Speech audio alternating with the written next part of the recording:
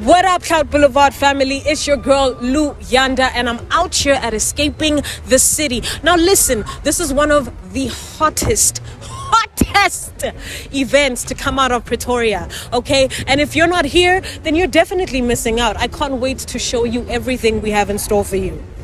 I'm on the way, yeah. Shit ain't the same, yeah.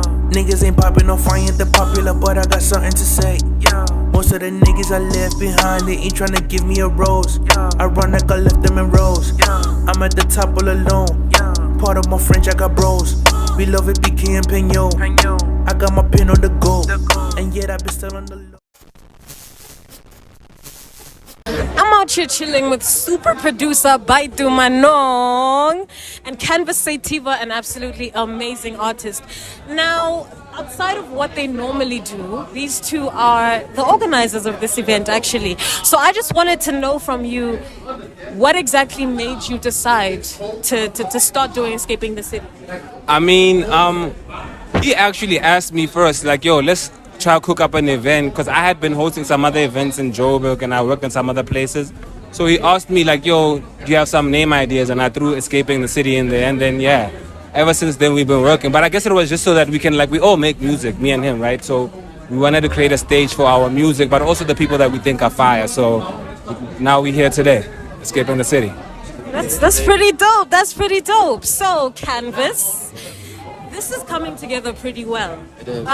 Which installment is this? Like, how many times have you done this event so far? Well, including the pre-party we did last week at Tigers Den. This is our 7th edition. Yeah, we did like 4 last year, 3 this year. Yeah. So, can you give us a little inside scoop on what goes into the planning process of something of this caliber? Damn. Okay, well, a lot of times we speak on a weekly basis on WhatsApp, group chats. Sometimes we meet physically and just sit down and be like, okay, guys, here's the next plan. What are we trying to do? How are we going to grow? But mostly we mainly like focus on the experience. Like, how can we make this whole event just a better vibe for the people who come through and want to experience it, you know?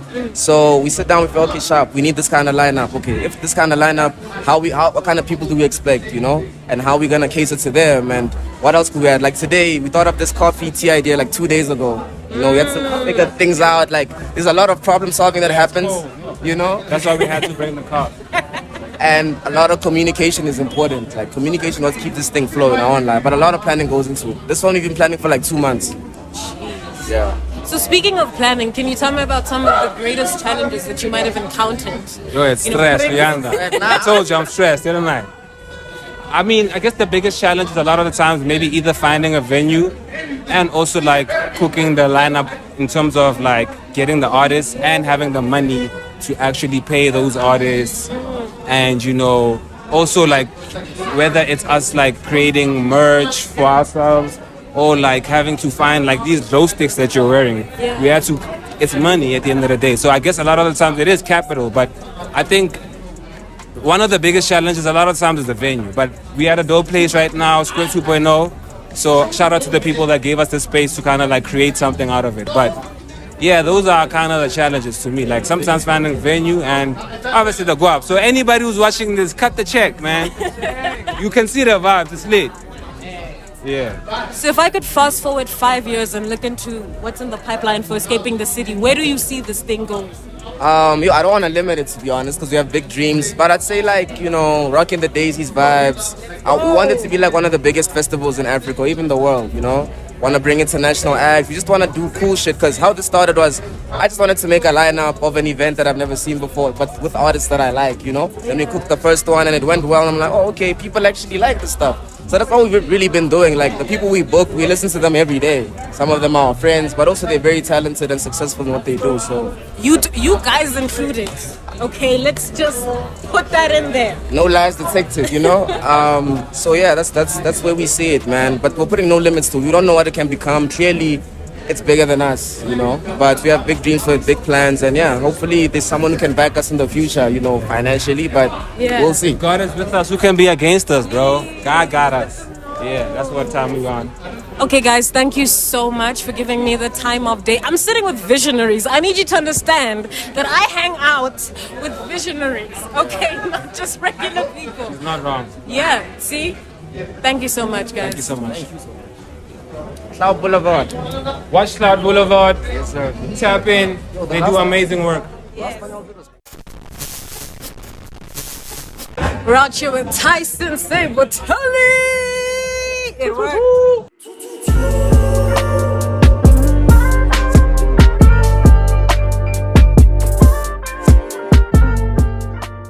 It worked. He's not escaping the city. Yeah. So, I want to know from you, right? Looking at everything that you've achieved between 2020 and now, what is the greatest thing you can say has happened thus far in your career? I think it's not even to do with me. It actually has to do with the homies. The homies got a platinum song, the Never Ride shit. Yeah. And that the fact that Tato has like the AKA songs platinum, Never Rides platinum, it's like we never thought we'd get plaques. So like my homies wins is my wins because like I'm happy for them. That was big. And I guess dropping a project that everyone fucks with. That's my achievement. Cause like my singles last year I didn't have hooks. So songs without the hooks, traveling as far as they did, I was happy. Just doing the rap shit. Yeah, that's my biggest shit last year. Damn. So, what do you think is your greatest inspiration? Inspiration? Like in your daily life, what do you draw from when you're making music? Truthfully, hunger. Yo. Like the honesty. Yeah, this has to work. I don't got no other plan. I wish I could have gone to university and what, but situations didn't allow. It wasn't even on some cool rap. I'm dropping out. I actually wanted to go to school. Yeah, but anyway, hunger. That's why I'm doing this shit, and because I love it, all aspects of it, not just the music. The fact that I like the PR aspect, the rollout, all the DSP shit. I understand it like the back of my head. I love that whole aspect that builds up to the music, the narrative. That's what it is. Yeah. I mean, I could say that life has been your classroom, and maybe this is you graduating. The success, right? You graduating. You know what I mean? So, if you were to look at the space of rap right now, what is the one thing that you wish you could see more? Identity. Like, I think because of people seeing what's happening in PTA, they think they have to do the Vernac shit and what, and that's gonna work.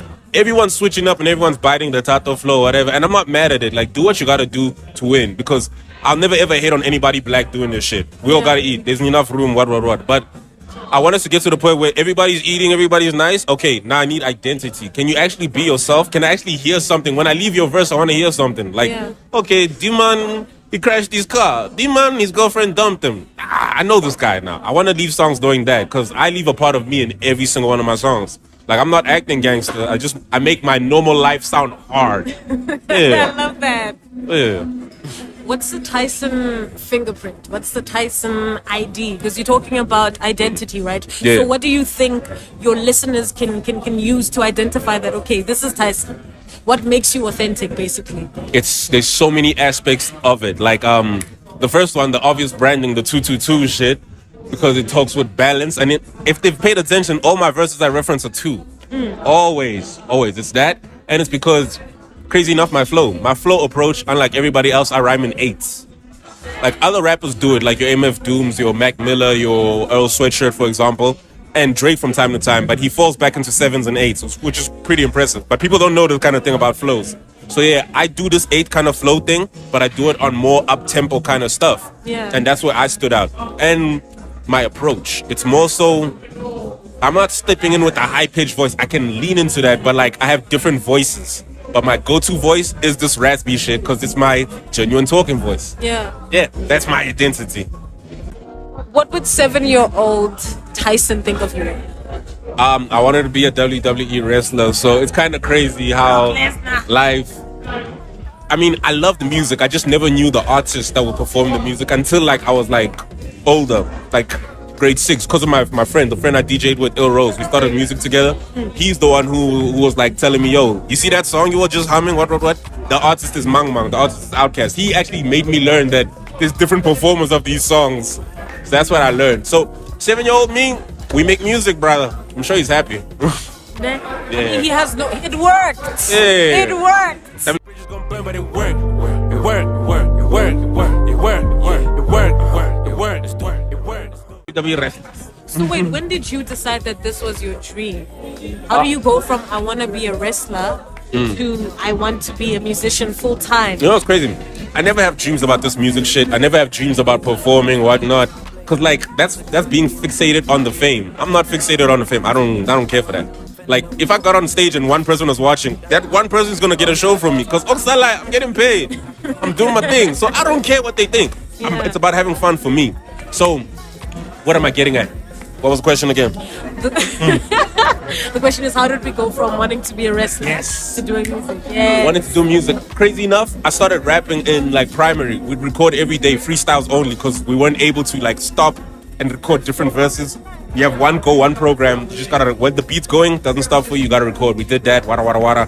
High school, I also rapped. People knew. It was when I got out of high school and like a couple of my friends passed, wada. Wait, were you a battle cat? I beat everyone in my high school. I was in grade 8, I beat all the matrics at rapping. People stayed away from me. Like, I was respected. Like, when dudes was getting bullied and beat up, they said, no, not him. Like, in my Littleton, man, go ask about me. I didn't get touched. Niggas feared me in grade 8. Anyway, so it was when I got out of high school, like, my friends passed and all that stuff. And, like, I stopped making music. It wasn't until, like, we ran into Ricky at this pop-up store next to Shane Eagles shit, 2019. I'm just tall. We were the same height, me and Ricky. So he walks up to me and goes, hey, let's go. I'm like, let's go. So we're walking with bodyguards, Gemini Major and my boy Miles, and we walk inside Shane Eagles thing. We pushes everybody aside. We chilling there. So he's like, Poison, you the one that saw at the club the other day. I'm like, nah. But he's like, nah, but I fuck with you, dog. Wada, you have this energy. You rap. I'm like, nah, I don't. I kept saying, nah, I don't. Then he's like, nah, chill. He told me he moved the Red Bull van. He made me come park my car, all of that. I parked closer to the venue, all the shit. I love with Ricky. And then he got me in a cypher with Java. We rapped with Java that day. When he packed up his pop-up shop and he was leaving, he's in the G-Wagon with his wife, and he was like, yo, Poison, come to here. I come to the window, he's like, don't lie to me, you rap. I'm like, I'm trying, dog. But he's like, you see, when you rap and take this shit serious, don't stop. You must never deny who you are. Yeah. And crazy enough, that shit left with me that day. Then I've been rapping ever since. 2019, I took it more serious. Damn. Yeah, shout out to Ricky. No, Ricky's really been like a guardian angel for people have different Ricky stories. People don't even think I'd have a Ricky story, but yeah. I'm sitting here and all like, I was the unknown. Story. I was the unknown. He was just that friendly. Real nigga. Realest ever. Okay, so just to wrap it up, right? Yeah. What are the 3 things that you think constitute a great lyricist? Great lyricist. Your narrative. Because people think lyricists is having bars, other metaphors. If people are confused when you're saying shit, you're not lyrical. You're confusing, brother. A lyricist is someone who's able to relay their narrative easier for the other listener. Like, a person who absolutely doesn't know, you can hear your verse and go, this is what this guy's about. That's what a lyricist is. Yeah. Being understandable. That's the definition, honestly. So, what's your top 3? Dead or alive? Top 3. Kendrick Push who? Tato Soul. Okay. Yeah. I love that we kept it local. Yeah, there's no one for that guy, dog. Kendrick Push, Tato Soul. Yeah. Thank you so much for chopping it up with us. I am honored to have the one and only Tyson Sybateli. And that's it from us. Trout Boulevard signing out.